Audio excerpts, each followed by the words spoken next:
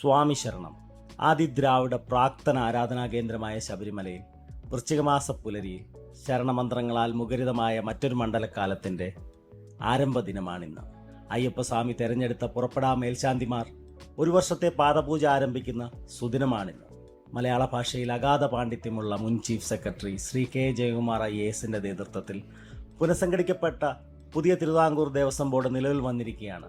ബ്രാഹ്മണ്യത്തിൻ്റെ ലിഖിതവും അലിഖിതവുമായ പിന്തുടർച്ചയുടെ അധികാരവുമായി ബഹുമാനപ്പെട്ട തന്ത്രിയും ഇവിടെയുണ്ട്. ഇവരോടൊപ്പം കേരളത്തിൻ്റെ പരമോന്നത നീതിപീഠം നിയോഗിച്ച പ്രത്യേക അന്വേഷണ സംഘത്തിലെ ഉദ്യോഗസ്ഥരും സന്നിധാനത്തെത്തിയിട്ടുണ്ട്. കള്ളപ്പോറ്റുമാരുടെ നേതൃത്വത്തിൽ നടന്ന സ്വർണ്ണക്കൊള്ളയുടെ തൊണ്ടി മുതൽ പരിശോധിക്കാനാണ് അവർ എത്തിയിരിക്കുന്നത്.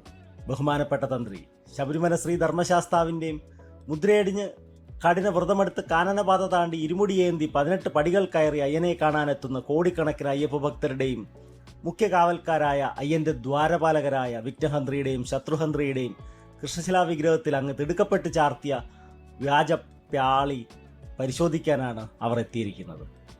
ഇന്നത്തെ ദിവസം ശാസ്താവിൻ്റെ ചൈതന്യത്തെ ഹനിക്കുന്ന ഈ നടപടികൾക്ക് താങ്കൾക്ക് ഒഴിവാക്കാമായിരുന്നതാണ്.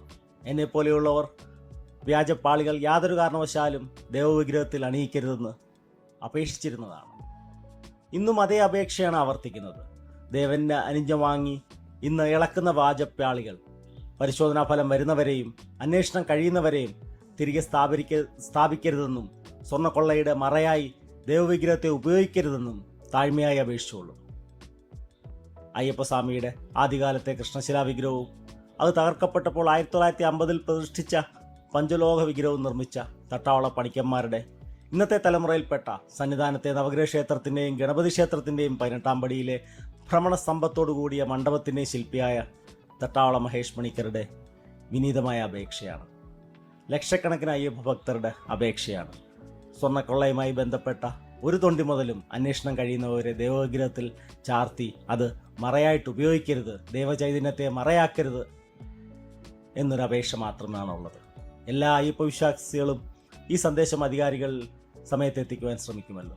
സ്വാമി ശരണം.